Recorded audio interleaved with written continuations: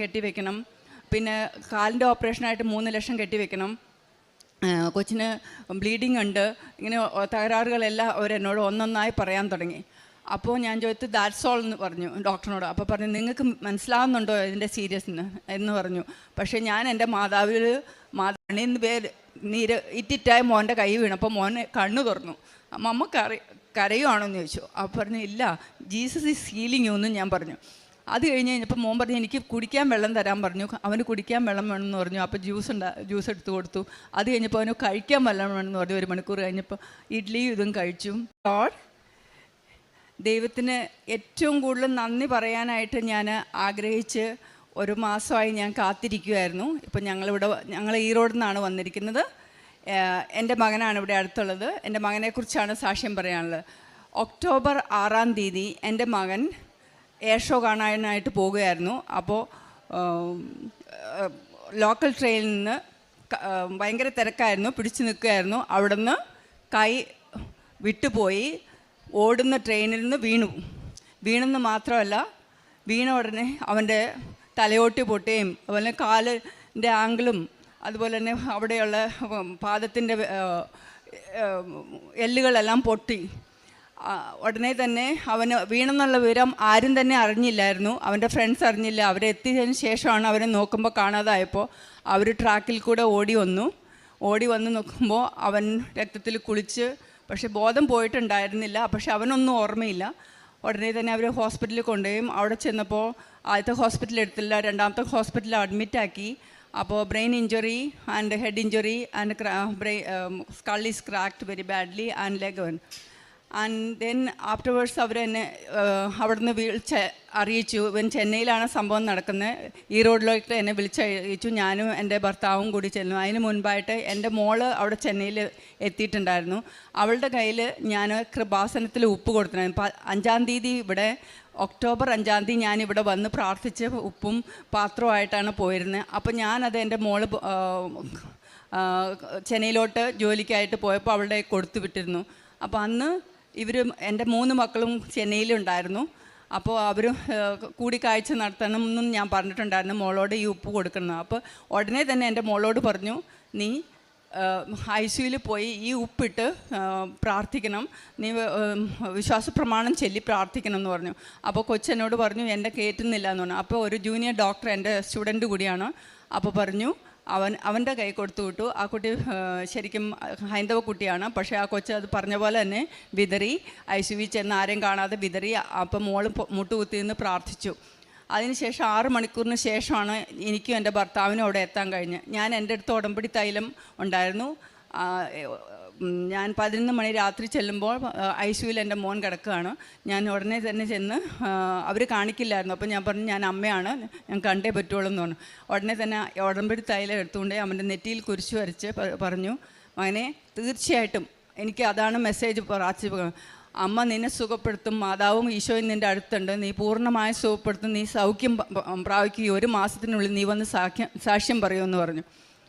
അപ്പോൾ എൻ്റെ മോൻ കണ്ണീരോടെ പറഞ്ഞു, എന്നെ റെക്കഗ്നൈസ് ചെയ്തിട്ട് പറഞ്ഞു, മമ്മിയുടെ കണ്ണീരും പ്രാർത്ഥനയും എന്നെ രക്ഷിച്ചതെന്ന് പറഞ്ഞു. അതിനുശേഷം ഡോക്ടേഴ്സ് എന്നെ വിളിച്ചിട്ട് പറഞ്ഞു, പിറ്റേ ദിവസം രാവിലെ പറഞ്ഞു, ബ്രെയിൻ ഓപ്പറേഷനായിട്ട് 5 ലക്ഷം കെട്ടിവെക്കണം, പിന്നെ കാലിൻ്റെ ഓപ്പറേഷനായിട്ട് 3 ലക്ഷം കെട്ടിവെക്കണം, കൊച്ചിന് ബ്ലീഡിങ് ഉണ്ട്, ഇങ്ങനെ തകരാറുകളെല്ലാം അവരെന്നോട് ഒന്നൊന്നായി പറയാൻ തുടങ്ങി. അപ്പോൾ ഞാൻ ചോദിച്ചു ദാറ്റ്സ് ഓൾ എന്ന് പറഞ്ഞു ഡോക്ടറിനോട്. അപ്പോൾ പറഞ്ഞു നിങ്ങൾക്ക് മനസ്സിലാവുന്നുണ്ടോ ഇതിൻ്റെ സീരിയസ് എന്ന് പറഞ്ഞു. പക്ഷേ ഞാൻ എൻ്റെ മാതാവിൽ ഈശോയിലും വിശ്വസിച്ചു. അതിനേക്കാൾ കൂടുതൽ ഞാൻ പറഞ്ഞു എനിക്കൊരു സെക്കൻഡ് ഒപ്പീനിയൻ എടുക്കണം, അല്ലാതെ ഞാൻ ഓപ്പറേഷന് ഇത് ചെയ്യില്ലെന്ന് പറഞ്ഞു. അതിനുശേഷം ഞങ്ങൾ തീരുമാനിച്ച് പ്രാർത്ഥിച്ചതിന് ശേഷം ഈ ഹോസ്പിറ്റലിൽ നിന്ന് മാറ്റാൻ തീരുമാനിച്ചു. അന്ന് പിറ്റേ ദിവസം വൈകിട്ട് 6 മണിയോടുകൂടി ഞങ്ങൾ വേറൊരു മെഡിക്കൽ കോളേജിലോട്ട്, that is Balaji medical college ക്രോംപേട്ടിലോട്ട് ഷിഫ്റ്റ് ചെയ്തു. അന്ന് വൈകുന്നേരം കുറേ ഗ്രൂപ്പ് ഓഫ് ഡോക്ടേഴ്സ്, ന്യൂറോ സർജൻസും ഓർത്തോ സർജൻസും എല്ലാവരും കൂടി ഇവൻ്റെ തലയെ എല്ലാം അഴിച്ചപ്പോൾ പറയാണ്, ഉള്ള ഊൺസൊക്കെ അഴിച്ചു. പുറത്തെല്ലാം നിറയെ ഊൺസാണ്. ഊൺസ് എന്ന് പറയാൻ ട്രെയിനിൽ നിന്ന് വീണതല്ലേ, അപ്പോൾ ഒരുപാട് ചതഞ്ഞ് പോയിരിക്കുന്നതാണ്. അപ്പോൾ ഇവരെന്നെ വിളിച്ചിട്ട് തുറന്നിട്ട് കാണിച്ചു പറഞ്ഞു, ഈ ബ്രെയിൻ ഓപ്പറേഷൻ ആവശ്യമില്ല, ഇത് ഹീലായിക്കൊണ്ടിരിക്കുകയാണ്.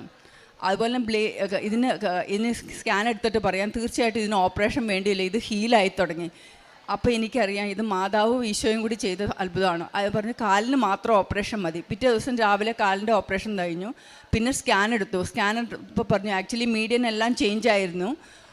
അപ്പോൾ പറഞ്ഞു ഇത് ഷിഫ്റ്റ് ആകാൻ തുടങ്ങി, സ്വെല്ലിംഗ് ഉണ്ട്, പക്ഷേ ഇൻറ്റേർണൽ ബ്ലീഡിങ് സ്റ്റോപ്പായിട്ടുണ്ട്, അതുകൊണ്ട് പേടിക്കേണ്ട, ഓപ്പറേഷൻ ഒന്നും ആവശ്യമില്ലെന്ന് പറഞ്ഞു. പക്ഷേ കൊച്ചിന് നല്ല പനിയുണ്ടായിരുന്നു. അതുപോലെ തന്നെ ഇതെന്നാണ്. പിന്നെ 6 ദിവസം കഴിഞ്ഞപ്പോൾ ഞാനിതുപോലെ രാത്രി ഇവൻ്റെ കൈ പിടിച്ച് നിന്ന് ആരാധന കൂടുകയാണ്. അപ്പോൾ ജോസഫ് അച്ഛൻ്റെ ആരാധനയിൽ പറഞ്ഞു ബ്രെയിന് ഭേദം പറ്റിയവരുടെ കൈ വെച്ച് പ്രാർത്ഥിക്കുക, കർത്താവ് സുഖപ്പെടുത്തുന്നു.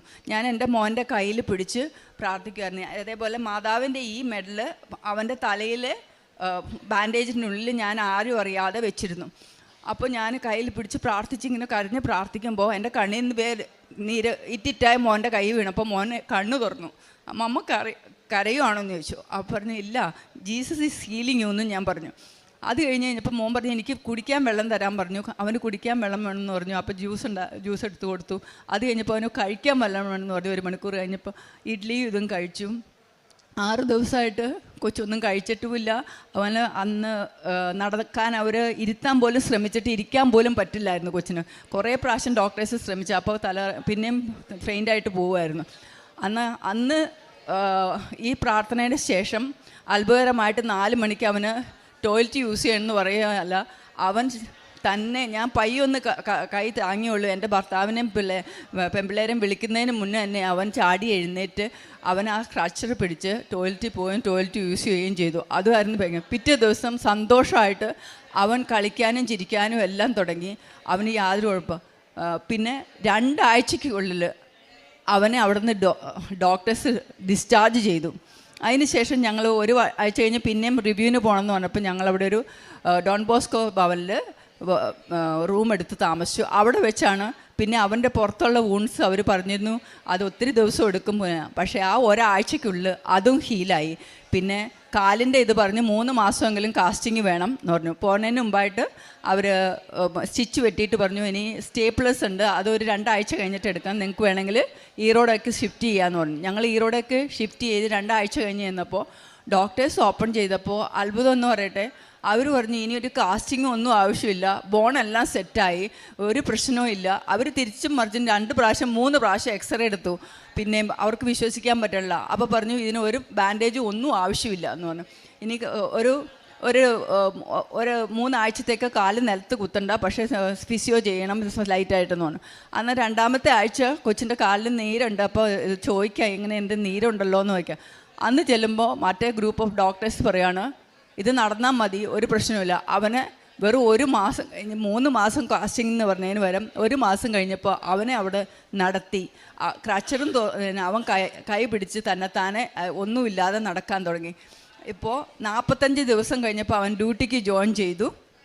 ഇപ്പോൾ നല്ല സുഖമായിട്ട് നടക്കും മാത്രമല്ല അവൻ കാർ ഓടിച്ചു. കഴിഞ്ഞ ക്രിസ്മസിന് ഞങ്ങൾ ഇങ്ങോട്ട് നാട്ടിലോട്ട് വരുമ്പോൾ 2.5 മണിക്കൂർ അവനാണ് കാർ ഓടിച്ചത്. പിന്നെ ബൈക്ക് ഓടിച്ചു, എല്ലാം ഓടിച്ചു. കുറച്ച് നീരുണ്ട്, അത് 6 മാസം 7 മാസം എടുക്കും എന്ന് പറഞ്ഞ് പൂർണ്ണമായിട്ട് പോകാം. ഇതാണ് ദൈവത്തിൻ്റെ ഏറ്റവും വലിയ ഇത് എനിക്ക് പറയാനുള്ളത്. ഇത് ദൈവത്തിൻ്റെ ഇടപെടലുകൾ കൊണ്ട് മാത്രം സംഭവിച്ചതാണ്. അതുപോലെ തന്നെ ഇത്രയും സ്പീഡായിട്ട് ഇത് ഹീലാകാൻ കാരണം ദൈവത്തിൻ്റെ മാതാവിൻ്റെ ഇടപെടലാണ്. ഡോക്ടേഴ്സിന് പോലും അത്ഭുതമാണ് എത്ര പെട്ടെന്ന് ഇത് ഹീലായി. അത് എല്ലാവരും ഇപ്പോൾ ഞങ്ങളുടെ പാരീഷിലെല്ലാവരും ഇവനെ വിളിക്കുന്ന മിറക്കിൾ ബോയ് എന്നാണ്. കാരണം ശരിക്കും മിറക്കിൾ ബോയ് തന്നെയാണ്.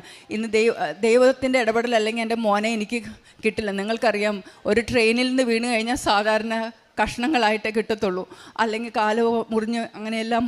എന്നാൽ എൻ്റെ മോനെ പൂർണ്ണമായ സുഖത്തോടു കൂടി കിട്ടി. അതുകൊണ്ട് ദൈവത്തിന് കോടി സ്തോത്രം ഞാൻ പറയുന്നു. അതുപോലെ തന്നെ മറ്റുള്ളവരോടും എനിക്ക് പറയാം, ദൈവത്തിൽ വിശ്വസിച്ചാൽ തീർച്ചയായിട്ടും അത്ഭുതങ്ങൾ സംഭവിക്കും. പക്ഷേ നമുക്ക് പരീക്ഷണങ്ങളുണ്ടാകും. അതുപോലെ പരീക്ഷണങ്ങളുണ്ടാകുമ്പോൾ തളരരുത്, ദൈവത്തിൽ വിശ്വാസം ഉറപ്പിക്കണം.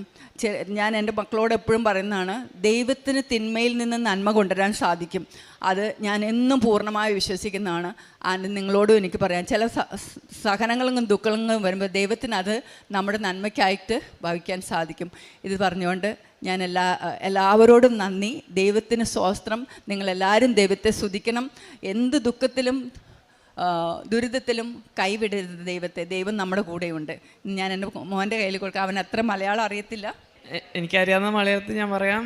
എനിക്ക് ആക്ച്വലി മമ്മീനെ കാണുമ്പോൾ, മമ്മിയുടെ ഈ ഉപ്പും തൈലമും ഉടമ്പടിയൊക്കെ കാണുമ്പോൾ ഞാനത് ചുമ്മാ അങ്ങനെ മാത്രം കരുതി. പക്ഷേ ഈ ഹീലിംഗ് നടത്തുമ്പോഴാണ് എനിക്ക് മനസ്സിലായത് അത് നമ്മളുടെ കണ്ണിൽ വരും ഉപ്പും തൈലമാണ്. പക്ഷെ നമ്മൾ വിശ്വാസത്തോടെ പ്രാർത്ഥനയോടെ എല്ലാം ചെല്ലുമ്പോൾ ഉണ്ടല്ലോ, അപ്പോൾ ദൈവത്തിൻ്റെ അത്ഭുതം നമ്മളുടെ ഉള്ളിൽ പ്രവർത്തിക്കും. അത് കാരണം ഈ കൃപാസനത്തിൻ്റെ ഉടമ്പടി പ്രാർത്ഥനയും ധ്യാനവും കൂടിയിട്ടാണ് ഈ വിശ്വാസം കൂടിയത്.